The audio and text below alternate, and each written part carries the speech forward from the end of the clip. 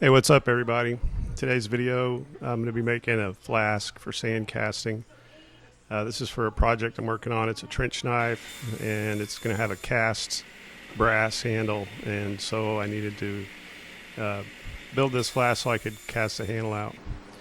And I'm using some rough cut teak, roughly 2x4s that I have to build this out of, and so I'm just squaring off the ends, and then I put a little clamped a little piece of wood there on my table saw so I can cut all the lengths right. Basically, I'm just building two frames that are going to fit together, and so I need to get all the lengths the same. There they are after being cut.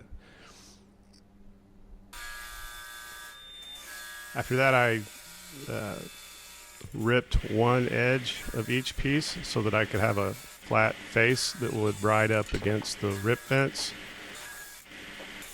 and then I could measure how wide I wanted the pieces and cut the second edge and get them all the same size.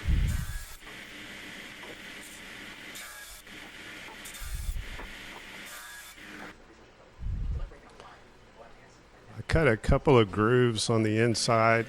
I don't know, about 1/4 inch deep on each side of the boxes.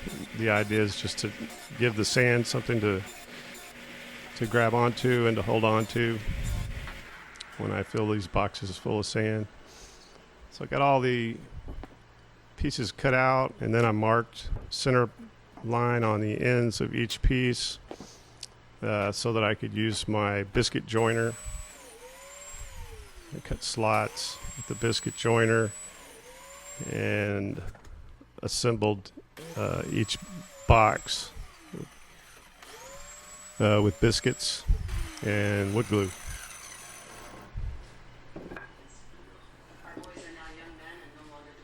Actually, the biscuits make a really strong joint. They're nice because you don't see anything externally. Even though I did put screws in these just for extra measure, I probably didn't need to. Those joints are really strong. Probably break the wood before you break the joint with those biscuits in there. So I'm just getting it all assembled, glued up, clamped. Check to make sure I had it all square. Wiping off the excess glue, letting it dry out. And then just for extra measure, put some 2.5 inch deck screws in each end, even though I probably just didn't even need to do that.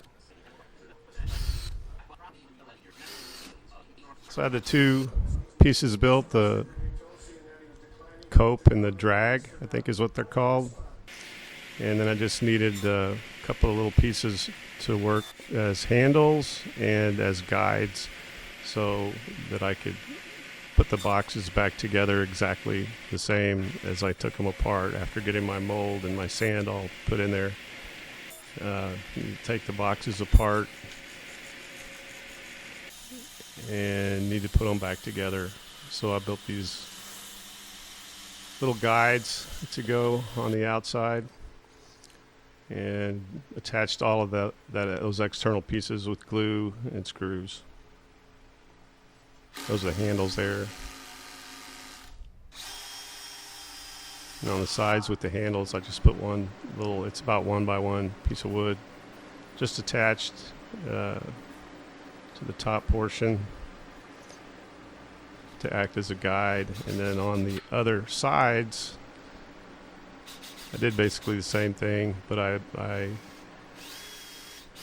built a little slot for the guide to slide through.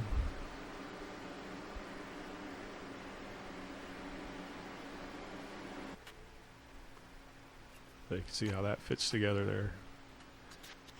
Really, it's just all about trying to keep it aligned when you're taking it apart and putting it back together. Again, attached all those with wood glue and screws. Really not too difficult of a project. That's basically all there is. And got all those parts put together. And it's pretty much finished. I did put a little bit of wax on those guide pieces because they were sticking a little bit, so the little wax helped them slide in and out a little bit easier. So I did this is actually my second attempt at casting. I'd never really done this before. You can see the wood's burnt. I had a previous attempt at doing it here. This is my second attempt. And I'm using foam. I cut a mold out with some foam. Put it in there and got my sand all in there. I don't really know all the appropriate terminology for sand casting, but you have a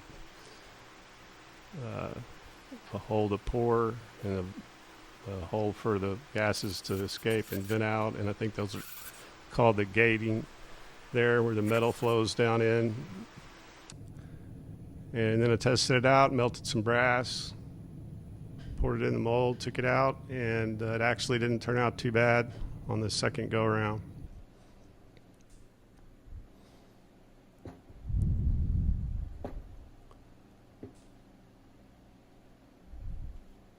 I made it oversized. There was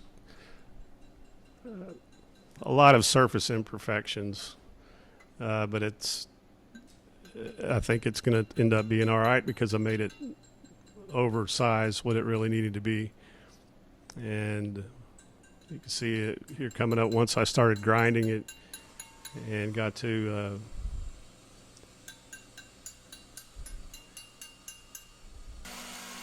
the inner part of the material there. It looked pretty solid, didn't see any defects. So I think it's going to turn out to be a good handle. I'll be posting a video with the complete build for this trench knife. So be sure and come back and check that out. Thanks for watching, everybody. Hope you enjoyed the video. Good luck with your projects. See you next time.